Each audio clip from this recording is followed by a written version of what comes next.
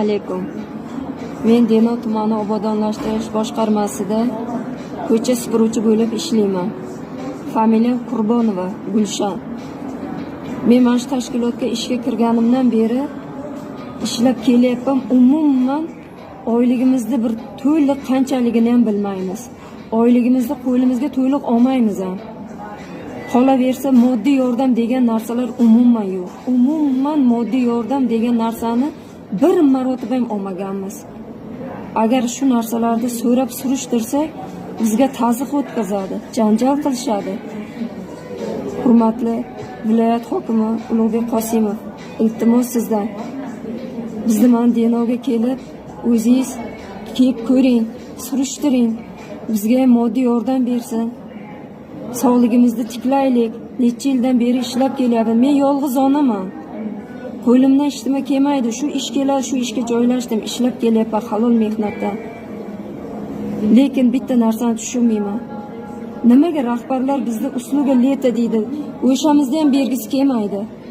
Nimaga? Bizni peshona terimizni nimaga ular indamay jim ko'zimizga qarab turib yeydi? Axir sag'rib o'qaman. Bolamni rizqini indamay yeyversa menga ham alam qiladi. Halol mehnatimni so'rayapman-ku. Nimaga men pul so'rasam ular meni yomon ko'rishadi? Nega mendan nafrat bilan gaplashishadi? Hurmatli prezidentimiz Mirziyoyev, assalomu alaykum. Iltimos, yurtimiz otasiz, yalinib yolvoraman. Bizga yordam bering.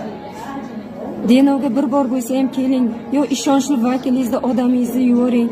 Bizni ham himoya qiladigan biron kishi bormi? Iltimos sizlardan. Toirov Xurshid degani kelgandan beri na pul ola olamiz, na to'liq bir moddiy yordam ola olamiz. Undan oldin ham ola olmaganmiz. Bu tashkilotda biron kishi yo'qki, kelgan odam nima bo'la qo'yadi, bizga qaytib ketadi. Jimgina qaytib ketadi. Iltimos sizlardan bizga yordam bering. Bor umidim sizlardan. Haqqimizni ayirib bering. Biz peshona terimizni so'rayapmiz. Bolalarimizni rizqini so'rayapmiz. Halol mehnatimizni so'rayapmiz.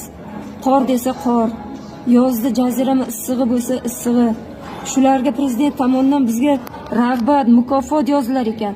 Lekin biz u pullarni ola olmaymiz. Olmaymiz, bilmayman nima uchun. Boshqa joylar televizordan ko'rsatadi. Ularga pul, mukofot puli yoziladi. Lekin bizning tashkilotga bu pullar umuman yetib kelmaydi. Yoki yetib kelsa ham biz ko'rmaymiz. Haqqimizni ayirib beradigan kishi bormi? Iltimos sizlardan bizga yordam beringizlar. Men Denov